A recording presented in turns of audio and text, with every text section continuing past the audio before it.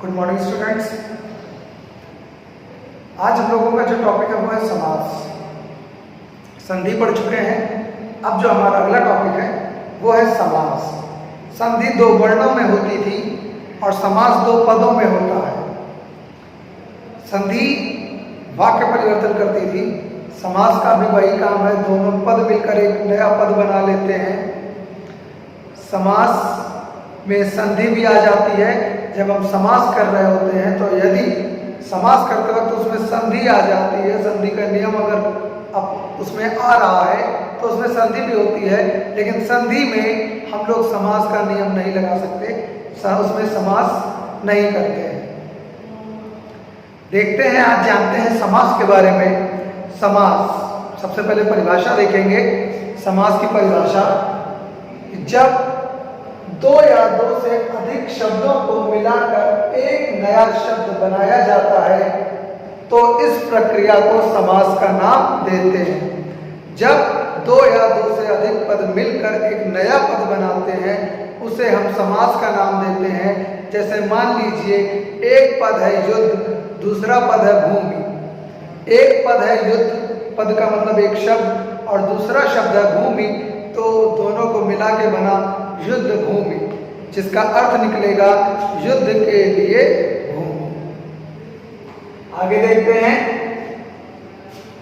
समस्त पद। हमने अभी नाम लिया था समस्त पद, क्या होता है ये? तो समास युक्त पद को समस्त पद कहते हैं। समास युक्त पद को समस्त पद कहते हैं। जैसे युद्ध भूमि, तो ये पूरा एक शब्द है, युद्ध भूमि अर्थात समस्त पद है। और युद्ध भूमि, युद्ध एक शब्द है, भूमि दूसरा शब्द है, तो जो शब्द पहले है युद्ध है उसे हम पूर्व पद का नाम देते हैं। जो शब्द बाद में है भूमि, उसको हम नाम उत्तर पद देते हैं। समास करते वक्त ये हमें याद करने की बहुत आवश्यकता है कि कौन सा पद पूर्व पद होगा, कौन सा पद उत्तर पद होता है, कौन सा पद समस्त पद होता है। उम्मीद है अब आप जान गए होंगे कि पूर्व पद क्या है, उत्तर पद क्या है, समस्त पद क्या है। अब आगे देखते हैं समास के भेद। समास के भेद 6 हैं। अव्यय भाव समास, तत्पुरुष समास, कर्मधारय, द्विगु, द्वंद्व, बहुब्रीहि समास। एक बार देख लें। अव्यय भाव समास, तत्पुरुष समास, कर्मधारय, द्विगु, द्वंद्व समास और बहुब्रीहि समास हमारा अंत में है। समास करते हैं, जैसे संधि करते थे तो अलग करने के लिए उनको हम संधि विच्छेद या संधि विग्रह कहते हैं। उसी तरह समस्त पद को जब हम अलग अलग कर देते हैं तो इसे कहते हैं समास विग्रह। युद्ध भूमि समस्त पद है, इसे हम जब अलग अलग कर रहे हैं, युद्ध अलग भूमि अलग, ये क्या हो गया? समास विग्रह। तो समास विग्रह किसे कहते हैं? जब समस्त पद को दो या अधिक भागों में बांटते हैं यानी विभक्त करते हैं, उसे समास विग्रह कहते हैं। दो बातें और याद रखिए, हम बता चुके हैं आपको, फिर से एक बार सुन लें। इस समास में विभक्तियों का लोप हो जाता है। जब हम समास करते हैं तो उसमें विभक्ति छुपी होती है। देखें, युद्ध भूमि, तो युद्ध के लिए भूमि, विभक्ति यानी कारक चिन्ह। अब आप बताएंगे के लिए कौन सा कारक चिन्ह है। कारक चिन्ह आपने पढ़े होंगे पिछली क्लास में। कर्ता ने कर्म को कर्ण से संप्रदान के लिए आपादान से अलग होना, संबंध में का के की रा रे री, अधिकरण में पर, संबोधन में हे और, ये कारक चिन्ह थे। यहाँ पर लिखा है युद्ध भूमि यानी युद्ध के लिए भूमि, तो के लिए किसमें आता है? संप्रदान में, यानी यहाँ पर चतुर्थी विभक्ति यानी चतुर्थी तत्पुरुष समास होगा। हम जब पढ़ेंगे तो समास की विभक्तियों का, तत्पुरुष समास को हम विस्तार पूर्वक पढ़ेंगे अंत में। आगे देखते हैं, समास होने पर जहां संधि संभव होती है वहां नियमों के अनुसार संधि भी होती है। बताया आपको कि जहां पर संधि होगी वहां हम नियमों के अनुसार संधि भी कर लेंगे और वाक्य परिवर्तन भी करें, शब्द परिवर्तित भी करेंगे। लेकिन जब संधि पढ़ रहे थे तो समास का कहीं नाम नहीं आया था। आगे देखेंगे अब हम लोग अव्यय भाव समास किसे कहते हैं। अव्यय भाव समास जिस समस्त पद का पहला पद अव्यय हो और उसके योग से समस्त पद भी अव्यय बन जाए वह अव्यय भाव समास कहलाता है। यानी जिसका पहला पद यानी पूर्व पद, हमने आपको बताया था कि जो पूर्व पद उत्तर पद क्या होता है, तो जिसके पूर्व पद में अव्यय हो उसे हम अव्यय भाव समास कहते हैं। अव्यय क्या होते हैं, आपने बहुत बार देखा होगा शब्दों में अन लगा होता है, यथा लगा होता है, जैसे अन उपसर्ग लगाते हैं ना, वही अन यथा, यथा संभव, यथा समय, नी निर्भर, भर यानी भरपूर, ठीक। इस तरीके से बहुत से अव्यय लगते हैं। जैसे उदाहरण देख लें, समस्त पद में आजन, आ वहां नहीं लिखा है, आ भी लिखा है आजन, समस्त पद है यानी एक शब्द हमें दिया गया है आजन। इसका जब हम समास विग्रह करेंगे तो मिलेगा जन्म भर। आजन्म का मतलब क्या होता है, जन्म भर। आ क्या है यहाँ पर, अव्यय। अगला यथा संभव, यथा लिखा है वहां पर देखें, यथा समय या यथा संभव यानी ठीक समय पर, ठीक समय, और यथा संभव सामर्थ्य के अनुसार, जितने आपका सामर्थ्य है, यथा संभव ठीक समय पर, यथा समय ठीक समय पर और यथा संभव सामर्थ्य के अनुसार। आगे देख लें तत्पुरुष समास। जिस समास में दूसरा पद प्रधान हो उसे हम तत्पुरुष समास कहते हैं। याद रखें, अव्यय में अव्यय भाव समास में पहला पद अव्यय होता है जिसे हम पूर्व पद कहते हैं, और बाद का पद यानी उत्तर पद शब्द होता है। जैसे आजन्म आपको बताया, यहाँ पर देखें तो तत्पुरुष समास जिसमें दूसरा पद प्रधान होता है उसे हम तत्पुरुष समास कहते हैं।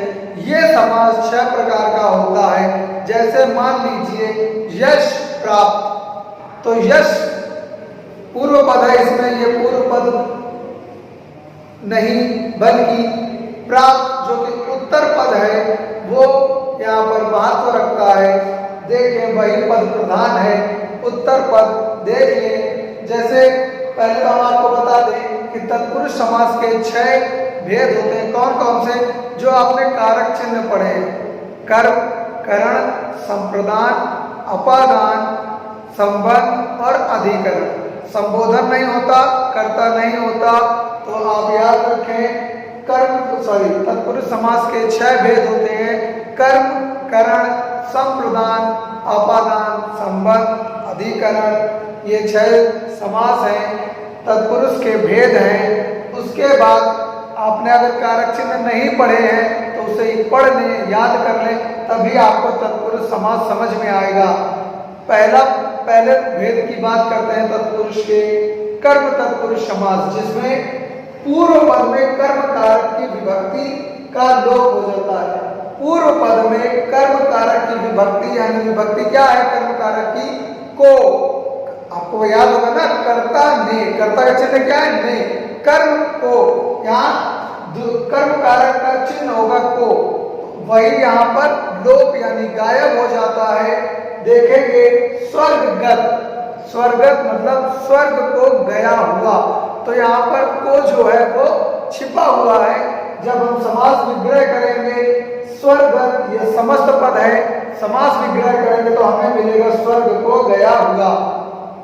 यश प्राप्त, यश को प्राप्त, समस्त पद है यश प्राप्त, और जब हम इसका समास विग्रह करेंगे तो आएगा यश को प्राप्त। अगला देखें, अगला क्या है हमारा, करण तत्पुरुष। पूर्व पद में कर्ण कारक की विभक्ति का लोप होता है। एक बार कारक चिन्ह हम आपको बता चुके हैं, कर्ता का कारक चिन्ह का फिर से एक बार सुन लें। कर्ता का कारक चिन्ह ने, करण का कारक चिन्ह को, करण का कारक चिन्ह से, संप्रदान का कारक चिन्ह के लिए अपादान का कारक चिन्ह अलग होना, अलगाव का भाव होता है, इसमें कोई चीज छूट रही है, किसी चीज से हम अलग हो रहे हैं। अपादान में संबंध में का के की रारेवी का कारक चिन्ह, अधिकरण में पर, और संबोधन का चिन्ह होता है यो अरे। आपको कारक और कारक चिन्ह आप बता दिए गए हैं।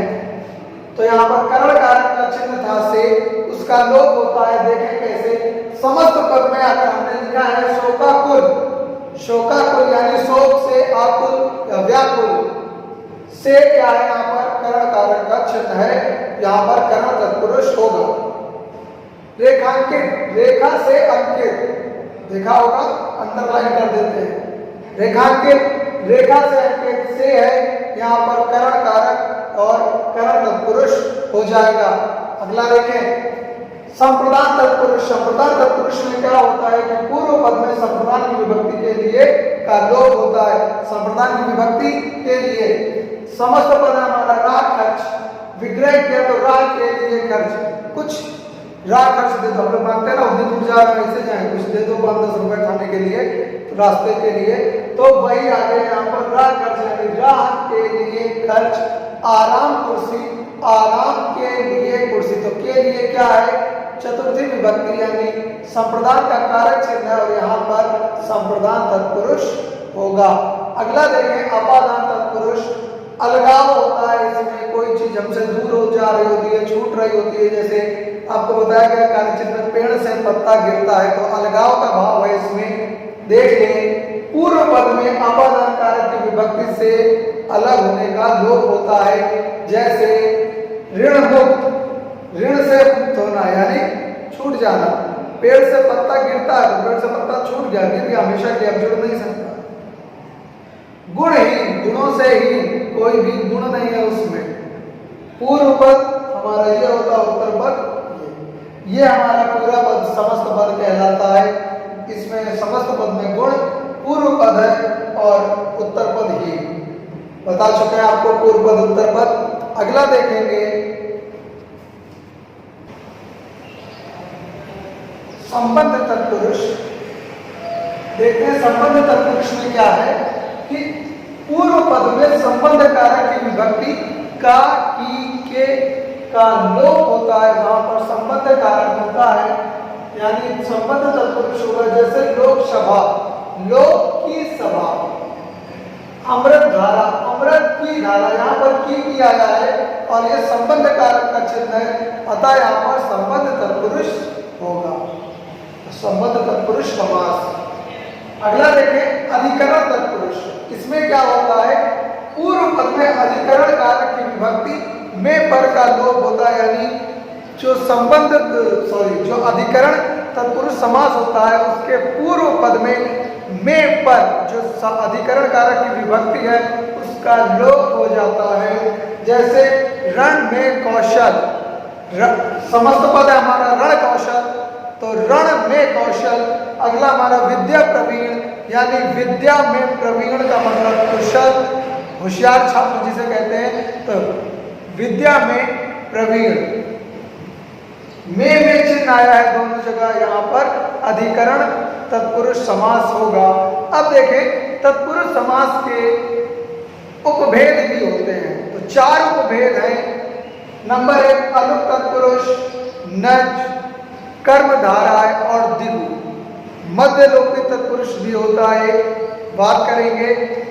तो क्लास 6 आपको जो तत्पुरुष समास दिए थे वो तत्पुरुष समास के इतने ही भेद दिए थे, केवल अधिकरण तत्पुरुष तक। उसके बाद आपका कर्मधाराय आ गया है समास, लेकिन आप इसके आगे की भी थोड़ी सी जानकारी रख लें।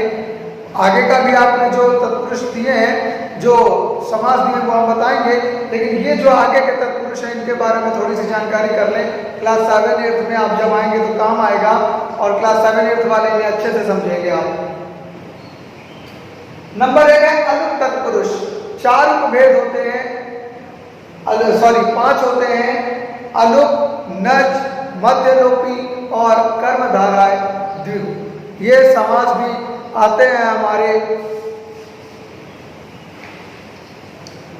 तत्पुरुष समास के अंतर्गत, लेकिन कर्मधारा और द्विगु को अलग मान लेते हैं समास चूंकि अलग मानते हैं या नहीं मानते वो बात की बात है, हमें जानकारी होनी चाहिए, कहीं से भी मिले सही जानकारी होनी चाहिए।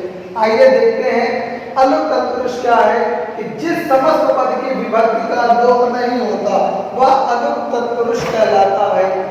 यानी उस पूरे पद में कहीं भी कोई किसी भी विभक्ति का लोप नहीं होता, कोई विभक्ति गायब नहीं होती। जैसे युधिष्ठिर, युधिष्ठिर में मतलब युद्ध में स्थिर, वाचस्पति वाणी का पति, वाणी मतलब आवाज, आवाज जिसका जो कभी गलत ना बोलता हो, हमेशा सटीक बोले, ये नहीं कोई भी कुछ भी गलत उटपटांग बोल दे, नहीं, वाचस्पति वाणी का पति।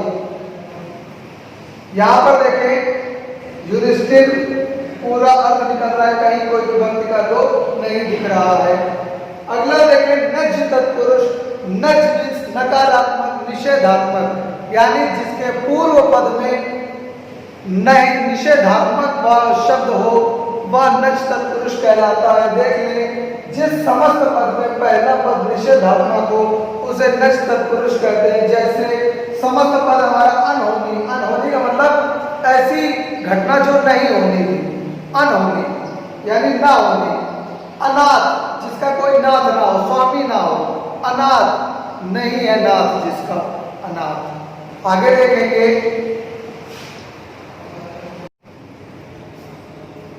मध्यलोपी पद तत्पुरुष समास, जिस समस्त पद के दोनों पदों के बीच कोई पद लुप्त हो उसे मध्यम लोपी पद तत्पुरुष कहते हैं। जैसे वनमानुष, बात समझिएगा, वनमानुष, वन में रहने वाला मानुष, बीच के जो पद है में रहने वाला, ये गायब है और लिखा है वन और मानुष, पहला पहले और अंत के शब्द लिखे हैं समस्त पद में, लेकिन जब विग्रह करते हैं तो फिर रहने वाला ये पद गायब है। मध्यम लोपी को तत्पुरुष समास कहते हैं। नाम से ही समझ में आ रहा है, मध्यम पद लोप यानी बीच का पद, लोप यानी गायब। एक और देख लें बैलगाड़ी, बैलों से खींचे जाने वाली गाड़ी, बैल गाड़ी दिखाया है, से खींची जाने वाली गाड़ी, मध्यम पद है जो गायब है। कर्मधारा हमारा अगला है, कर्मधारा समास क्या होता है देखें। जिस समास का पूर्व पद विशेषण तथा उत्तर पद विशेष हो, आपको बताएं पूर्व पद उत्तर पद क्या होते हैं, तो पहला पद हमारा विशेषण और उत्तर पद विशेष। विशेषण मन जिसकी विशेषता बताई जाए, विशेष मीन्स जिसकी बताई जा रही हो। विशेषण क्या था, काला गोरा हरा गोली, हरा लंबा पतला, इस तरीके से था। और विशेष कि राम काला है तो राम की विशेषता क्या है, काला, और राम क्या है, विशेष बताया गया है विशेषण में। यहां समझेंगे जैसे महाराज, समस्त पद है हमारा महाराज, समास विग्रह होगा महान है जो राजा, महान है जो राजा। अगला देखें पुरुषोत्तम, पुरुषोत्तम यानी पुरुषों में जो उत्तम हो, सबसे अच्छा, बेस्ट। अगला देखें द्विगु समास, बहुत सरल समास है द्विगु समास, इसमें पूर्व पद संख्यावाची होता है। द्विगु समास का पूर्व पद संख्यावाची होता है, जैसे त्रिदेव, तीन देवों का समूह, चौराहा, चार राहों का, रास्तों का समूह, चौ मीन्स चार, त्रिदेव, त्रि माने तीन देवताओं का समूह, पंचमुखी, पांच मुखों वाले, ये शब्द क्या है, संख्यावाची शब्द है। अगला देखिए द्वंद्व समास, जिस समस्त पद में दोनों पद प्रधान हो, ऐसा समास जिसके दोनों ही पद प्रधान हो या उसे हम, और विग्रह करने पर एवं और तथा आदि लगता हो उसे हम क्या कहते हैं, द्वंद्व समास कहते हैं। जैसे अन्न और जल, अन्न और जल दोनों ही हमारे प्रधान पद हैं, दोनों ही शब्दों का अपना अर्थ है, और जब इनका हम समास विग्रह करेंगे तो क्या होगा, अन्न और जल, बीच में डैश है तो इसे देख के भी पहचान सकते हैं ये द्वंद्व समास होगा। राजा प्रजा, अधिकतर विलोम ही आते हैं, हार जीत, सुख दुख, माता पिता, तो बीच में डैश होता है, तो यहाँ से भी हम देख के पहचान सकते हैं कि ये द्वंद्व समास होगा। जब इसका समास विग्रह होगा पूर्व पद और उत्तर पद का, राजा और प्रजा, बीच में और लग गया। बताया आपको कि बीच के विग्रह करने पर बीच में एवं और तथा आदि लगते हैं। एक बात और देखेंगे कर्मधारय समास में कि इस समास में हम बता रहे थे तो इसमें लिखा था विशेषण और विशेष। तो यहाँ देख रहे महान उसकी विशेषता है किसकी? राजा की। महान है जो राजा, तो महान क्या है? विशेषता है। राजा क्या है? विशेष है। यहाँ पर विशेषण महान है, राजा विशेष है। पुरुषों में उत्तम, पुरुषों में उत्तम, उत्तम क्या है? उसकी विशेषता है, क्वालिटी है उत्तम, किसमें? पुरुष की। ठीक है, तो ये क्या हो गया? विशेष। इसकी विशेषता बताई जा रही है पुरुषों में जो उत्तम हो। ठीक, अगला देखेंगे हमारा अंतिम बहुब्रीहि समास। बहुब्रीहि समास हमारा अंतिम है। बहुब्रीहि समास जिस समास में कोई पद प्रधान ना होकर कोई अन्य पद प्रधान हो वह बहुब्रीहि समास कहलाता है। अर्थात ना तो पूर्व पद प्रधान होगा ना उत्तर पद प्रधान होगा, बल्कि इन दोनों से किसी और शब्द की तरफ इशारा किया जाएगा, वो पद प्रधान होता है, उसे ही हम बहुब्रीहि समास कहते हैं। जैसे नीलकंठ पूर्व पद है, नीलकंठ उत्तर पद है, दोनों को मिला के बनाया समस्त पद। अब इसका जब समास विग्रह कर रहा है, नीले कंठ वाले, नीले कंठ वाले कौन है? भगवान शिव। चक्रधर हमारा संयोग समस्त पद है, चक्र पूर्व पद है, धर उत्तर पद है, दोनों को जब हम समास विग्रह करते हैं समस्त करके चक्र को धारण करने वाले अर्थात भगवान शिव। देखिए, अब आपसे पूछा जाता है कि कर्मधारय और बहुब्रीहि समास में अंतर। जब भी आपसे अंतर पूछा जाए तो आप परिभाषाएं माइंड में याद रखें। दोनों ही समासों की परिभाषाएं आपको लिखाई हमने, परिभाषाएं याद रखें। अगर कर्मधारय की बात होती है तो आपको बताया पहला पद विशेषण होता है और दूसरा पद यानी उत्तर पद विशेष्य होता है। अगर यहीं पर बात कर लें, नीलकंठ यानी नीला क्या है? विशेषता है। कंठ किसकी? कंठ की, कंठ की विशेषता है नीला। कौन सा समास? कर्मधारय। और नीलकंठ, नीले कंठ वाले हमारे शिव जी। अगर द्विगु समास पूछा जाता है और कर्मधारय में अंतर, तो कर्मधारय पहला पद विशेषण दूसरा पद विशेष और द्विगु में पहला पद संख्यावाची होता है, याद रखें। अगली बात आती है कि समास और संधि, इनमें क्या होता है? तो देखें, संधि करते समय वर्णों में परिवर्तन होता था, संधि वर्णों में होती है, समास शब्दों में होता है। याद रखें इस बात को, संधि वर्णों में होती है, समास शब्दों में होता है। संधि में हम लोप करते हैं, संधि में जो भी हम करते हैं वो सब कुछ पद एक नया बन के आता है। और समास, इसको जब हम समास करते हैं तो इसमें वर्णों का परिवर्तन नहीं होता है। अर्थात संधि करते समय वर्णों का परिवर्तन होता है, समास में ऐसा नहीं होता। ये कुछ अंतर हैं जिनको आप याद करेंगे, आपकी पुस्तक में भी लिखे हैं, पढ़े हैं आप। आपके समास का ये चैप्टर खत्म हो चुका है। कोई भी आपका प्रश्न हो तो वीडियो देख के जरूर से जरूर पूछें, कमेंट करें। खुशी मिलती है कि आप वीडियो देख रहे हैं, आप सीख रहे हैं। धन्यवाद। आपका ये पार्ट भी खत्म हो चुका है।